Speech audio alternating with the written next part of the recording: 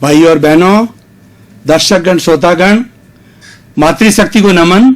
Channel 24+ news के खास, विशेष, मनमोहक और हमें एक अच्छा इंसान बनाने वाला, हमारे जीवन को गति देने वाला और अच्छी संस्कृति का निर्माण करने वाला, सभ्य समाज बनाने वाला कार्यक्रम में आप सभी का हार्दिक स्वागत है, अभिनंदन है, सत्कार है। कार्यक्रम में हम प्रतिदिन नए नए एपिसोड्स, नए नए विषय, नए नए डेलिब्रेशंस के साथ में उपस्थित होते हैं और हर विषय जीवन के लिए बहुत उपयोगी होता है।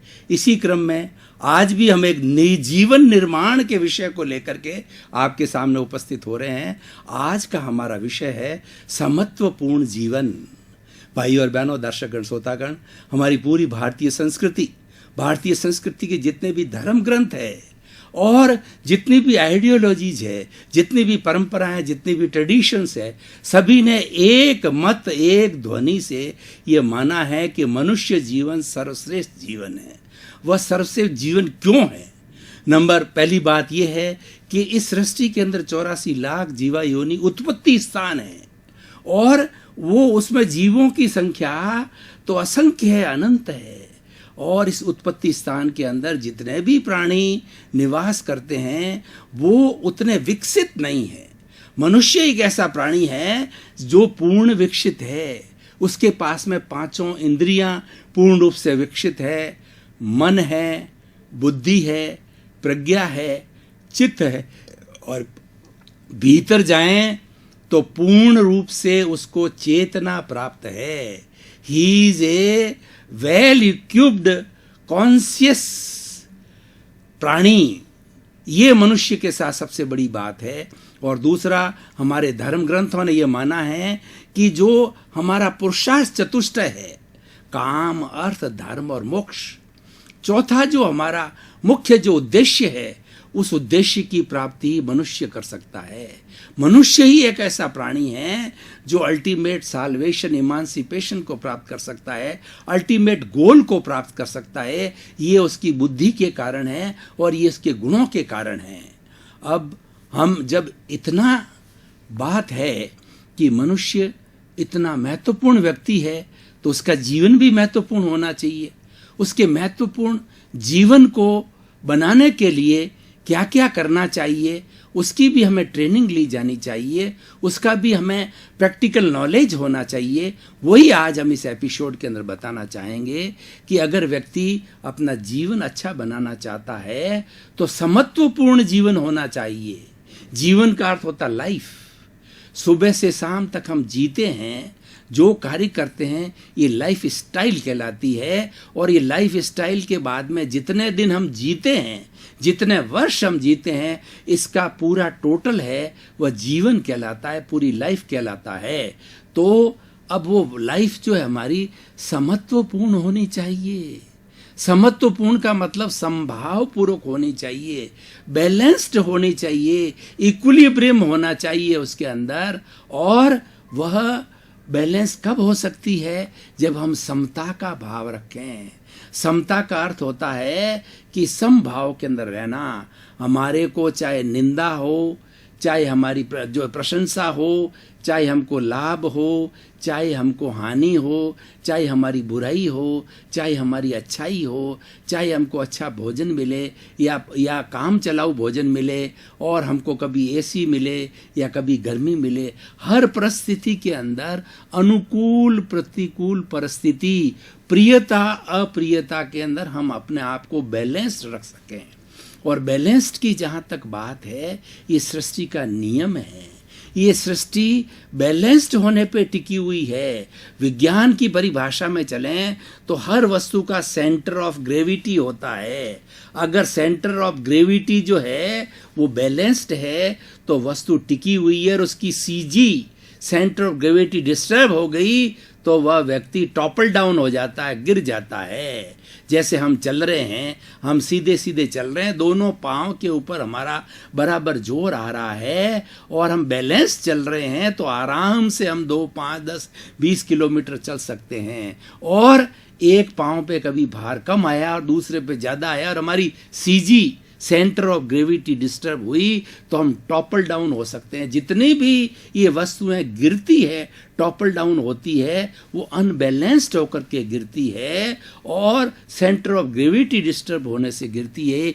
यही साइंस का नियम है, यही प्रकृति का नियम है। प्रकृति स्वयं बैलेंस में विश्वास करती है, संतुलन में विश्वास करती है। समत्वपूर्ण जीवन का अर्थ होता है कि जीवन के अंदर संतुलन होना चाहिए, और वास्तव में संतुलन ही किसी भी चीज का जो है वो कहना चाहिए कि सॉल्यूशन है। हमारे जीवन में बहुत सी समस्याएं आती है, उन समस्याओं का अगर हम स्थायी समाधान खोजें तो स्थायी समाधान संतुलन के अंदर होता है। अब संतुलन में कैसे होता है मैं आपको उदाहरण के तौर पे बताना चाहता हूँ। 2 4 5 चीजें उदाहरण लेकर के बताऊंगा कि संतुलन कैसे बनता है। देखिए कि हमारा परिवार होता है, उसके अंदर हस्बैंड और वाइफ होते हैं जो कि पूरे जीवन भर साथ रहते हैं। वो गृहस्थी के 2 पहिए हैं, उन 2 पहियों से गृहस्थी चलती है। अगर दोनों पहिए संतुलित है, बराबर स्पीड से चल रहे हैं, तो गृहस्थी की गाड़ी बहुत आराम से चलती है। अब देखिए असंतुलन कब होता है। एक सदस्य, चाहे हस्बैंड ने चाहे वाइफ ने, टेम्परामेंट लूज किया, तू मैं चालू की, क्रोध चालू किया, और दूसरा भी वैसा करने लग जावे तो 2 into 2 होकर के 4 हो जाता है। फिर क्या होता है कि वहां पर जो है तांडव नृत्य हो जाता है। शिव जी ने तांडव नृत्य किया था और सारी सृष्टि थर थरा गई थी। जब दानव लोग जो है बहुत दुष्कार्य करते हैं तो शिव जी उनका नरसंहार करने के लिए तांडव नृत्य करते हैं। तो ठीक इसी तरह से हस्बैंड वाइफ के बीच में असंतुलन, झगड़ा हो जाने के कारण जो है वह जो है वो अनबैलेंस हो जाता है, संतुलन हो जाता है। दूसरा उदाहरण के तौर पर देखिए हमारा मानसिक असंतुलन। हम सुबह से शाम तक मानसिक शांति के साथ में कार्य कर रहे हैं तो हमारा सारा कार्य बराबर अच्छा चलता है। अगर हम डिप्रेस हो गए या दिमाग के अंदर उलझुल विचार आए, दिमाग के अंदर टेंशन है, दिमाग में स्ट्रेस है, दिमाग में स्ट्रेन है, तो उसका क्या आएगा, इफेक्ट आएगा कि असंतुलन हो जाएगा। हमारा दिन भर का कोई कार्य भी सही नहीं होगा। और एक उदाहरण लीजिए कि हम किसी कॉरपोरेट ग्रुप के अंदर काम कर रहे हैं। कॉरपोरेट ग्रुप के अंदर बहुत से लोग होते हैं, अकाउंट्स वाले अलग होते हैं और जो काम करने वाले मजदूर की श्रेणी के लोग अलग होते हैं, और डिसीजन लेने वाले अलग होते हैं, प्लानिंग करने वाले अलग होते हैं। अगर इन सब का कंट्रोलिंग करने वाला, सुपरविजन करने वाला जो बॉस होता है, अगर बॉस का संतुलन गड़बड़ा जाता है, बॉस अगर गाली गलौज करने लग जाता है और वह जो है अपनी दादागिरी दिखाने लग जाता है, या कहना चाहिए कि उसका संतुलन डिस्टर्ब हो जाता है, तो पूरा ग्रुप जो है डिस्टर्ब हो जाता है। तो ऐसे अनेकों उदाहरण हैं। वो खाली आज का विषय हमारा नहीं है कि ऐसे बहुत से उदाहरण हैं जिससे कि असंतुलन हो जाता है, और उस असंतुलन का नतीजा क्या होता है कि हमारा वर्क डिस्टर्ब हो जाता है और हमारा वर्क के अंदर जो एफिशिएंसी आनी चाहिए वो एफिशिएंसी नहीं आती है। हम समत्वपूर्ण जीवन की बात कर रहे थे, पर प्रश्न यह है कि समत्वपूर्ण जीवन को हम कैसे प्राप्त करें। उसके कुछ सूत्र होने चाहिए, उस सूत्रों की हम चर्चा करते हैं कि समत्वपूर्ण जीवन प्राप्त करने के लिए, उसको प्रैक्टिकल लाइफ के लाने के लिए कुछ सूत्र मैं आपको दे रहा हूं। पहला सूत्र यह है कि धीरज, धैर्य जो है एक बहुत बड़ी व्यक्तित्व की क्वालिटी है, एक बहुत बड़ा मानवीय गुण है, और धैर्य रखने वाला, पेशेंस रखने वाला हमेशा अच्छे परिणाम प्राप्त कर सकता है। थोड़ा लगता यह है कि धैर्य रखने से मेरा टाइम खराब हो रहा है, समय ज्यादा लग रहा है, लेकिन उसके परिणाम जो है ना बहुत ही अच्छे आते हैं। उदाहरण के तौर पर मैं आपको बताना चाहता हूं कि मान लीजिए कि हमारा सड़क पर चलते चलते कोई दुर्घटना हो गई, और दुर्घटना होते ही सामने वाले व्यक्ति ने बोलना चालू किया और हमने भी बोलना चालू किया, तो तू मैं हो जाती है और बात बहुत ज्यादा बढ़ जाती है, पब्लिक इकट्ठी हो जाती है, मारपीट हो जाती है, गुटबाजी होती है और सांप्रदायिक दंगा भी हो सकता है, तोड़ फोड़ भी हो सकती है, कोर्ट केस भी हो सकता है, पुलिस कार्रवाई भी हो सकती है। यानी बात कितनी बढ़ सकती है उसका कोई अंत नहीं है। लेकिन दोनों में से एक व्यक्ति धीरज रखे, एक व्यक्ति ने कोई अपनी बात कही और उसके बाद में धीरज रखने वाला व्यक्ति पेशेंस से बात करे कि भाई साहब चाह कर कोई ये कार्य नहीं करता है, आप भी अपनी साइड पे सही थे, मैं भी अपनी साइड पे सही थे, ये नियति का योग है, कुछ अनबैलेंस हो गया, उस अनबैलेंस होने के कारण में ऐसा हुआ है, तो हमें देख लेना चाहिए इसके अंदर किसकी क्या गलती है, और अगर किसकी मेरी गलती आपकी गलती है तो हम एक दूसरे से सजा प्राप्त करने को तैयार हैं। क्योंकि जो व्यक्ति गलती करता है तो उसको सजा प्राप्त करने के लिए भी तैयार रहना चाहिए। ये प्रकृति का नियम है। प्रकृति मां भी यही कहती है कि तुम सावधानी हटी और दुर्घटना घटी। तुमने कोई भी गलती करी तो उसका पनिशमेंट प्राप्त करो। ये भगवान के घर का नियम है कि आपने सावधानी, अजागरूकता, केयरलेसनेस, प्रमाद किया तो उसका आपको कुछ न कुछ खामियाजा जरूर भुगतना पड़ता। उस खामियाजा को हम गलती कहते हैं। तो धीरज हमेशा हर कंडीशन में अच्छा रहता है और समत्वपूर्ण जीवन जीने वाला व्यक्ति चाहता है उसको धीरज रखना बहुत जरूरी है। दूसरा, इंद्रिय निग्रह। हमारे पास में 5 ज्ञानेंद्रियां हैं और यही ज्ञानेंद्रियां कर्मेंद्रियां हैं। यही ज्ञानेंद्रियां बाहर के जगत से ज्ञान को प्राप्त करती है और अपने मैनेजर मन को सुपुर्द करती है। बाहरी जगत से जुड़ने के लिए, सारा क्रियाकलाप करने के लिए जो है हमें इंद्रियों का सहारा लेना पड़ता है। स्पर्शन, रसन, घ्राण, चक्षु, श्रोत्राणी, इंद्रियाणी, इन इंद्रियों से कुल 23 विषय लिए जाते हैं और समग्र रूप से जितना भी बाह्य चीजें हमको चाहिए इस इंद्रियों से पर्याप्त मात्रा में हमारे भीतर तक आ सकता है। इंद्रिय निग्रह करना यानी हमने बाहर देखा, हमने बाहर सुना, हमने बाहर स्पर्श किया और हमने जो है बाहर की सुगंध ली, उसके अंदर हमको जो है वो निग्रह करना चाहिए।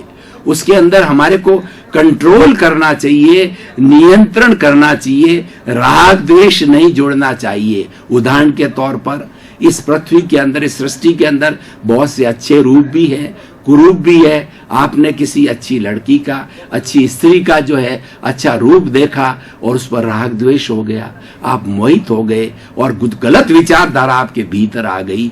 यह इंद्रियों का अनिग्रह है, ये दुरुपयोग है, इसको रोका जाना चाहिए। क्यों? समत्वपूर्ण जीवन जिएगा, जीने वाले व्यक्ति को ये सब बातें प्रभावित करती है और वो इंद्रियों का गुलाम हो जाता है तो समत्वपूर्ण जीवन नहीं जी सकता है। तीसरी बात है मन पर काबू रखना। अभी हम बात कर रहे थे इंद्रियों की, इंद्रिय विषय लेकर के और मन को सौंप देता है। मन के 2 काम हैं। पहले इंद्रियों के द्वारा प्राप्त विषय पर योजना बना करके बुद्धि को देना। मन भी मालिक नहीं है, मन भी नौकर है और मन पौद्गलिक है। मन बिल्कुल एब्सोल्यूट टेम्पररी है। मनन से पहले और मनन के बाद मन नहीं होता है, केवल मनन किया जाता है उस वक्त ही मन होता है। यानी हम जब सोचने लगते हैं तभी मन पिक्चर में आता है, तभी मन क्रिएट होता है, उसके आगे पीछे क्रिएट नहीं होता है।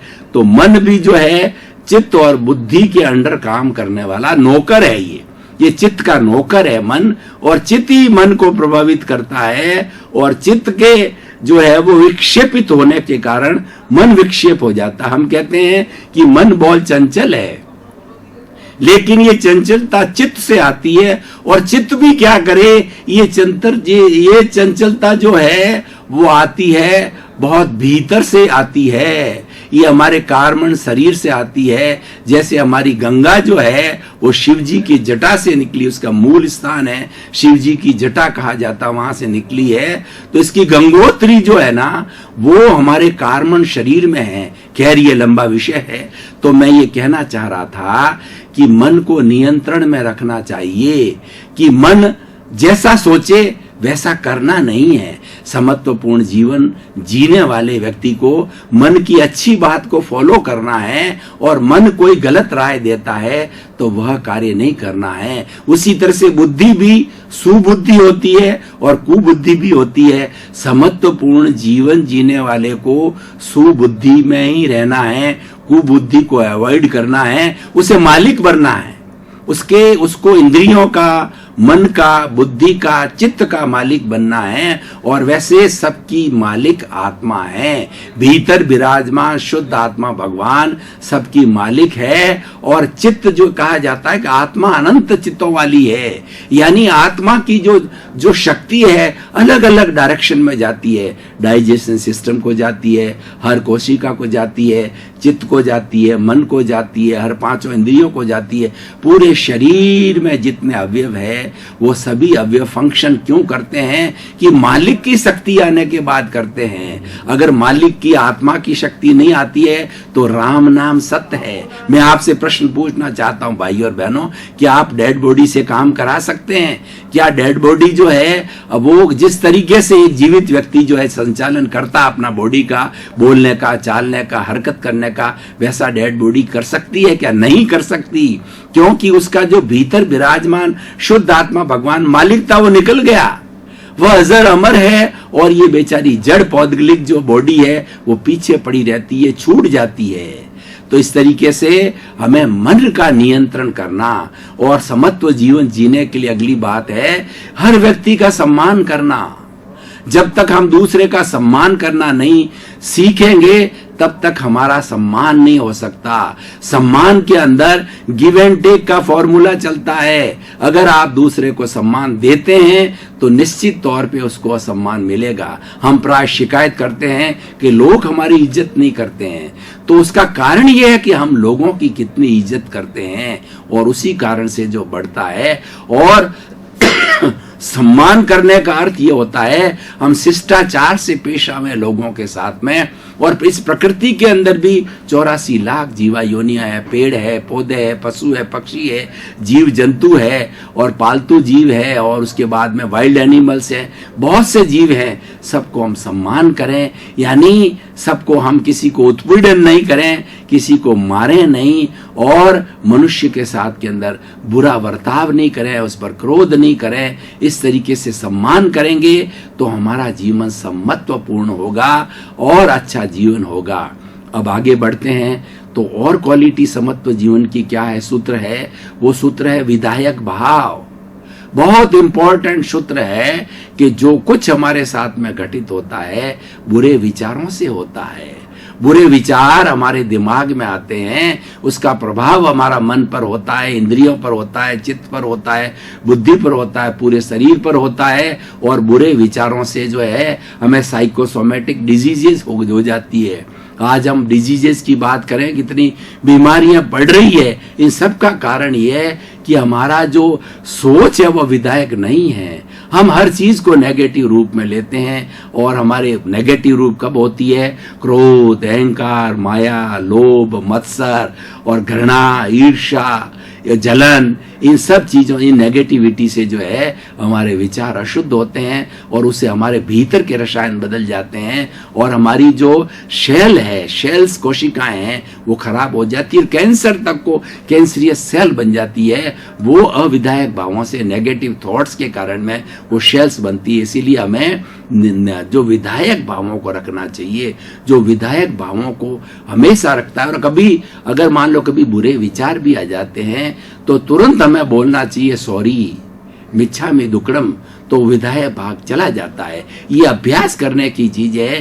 धीरे धीरे हम अभ्यास करेंगे तो हमारे नेगेटिव थॉट्स कम होते जाएंगे, कम होते जाएंगे, और जितने जितने नेगेटिव थॉट्स कम होंगे उतनी उतनी पॉजिटिविटी बढ़ेगी, और जितनी जितनी पॉजिटिविटी बढ़ेगी उतनी उतनी प्योरिटी बढ़ेगी, और जितनी जितनी प्योरिटी बढ़ेगी उतना उतना हमारे जीवन में समत्व का व्यवहार आएगा, समत्व जीवन आएगा, संभावपूर्ण जीवन आएगा। इसलिए भाई और बहनों, आज मैं इस जो एपिसोड को आज के जो है वो वर्तमान परिप्रेक्ष्य जोड़ता हूँ, आज के नजरिए से जोड़ता हूँ, तो मैं आपको बताना चाहता हूँ कि आज लोग बहुत दुख भरा जीवन जी रहे हैं।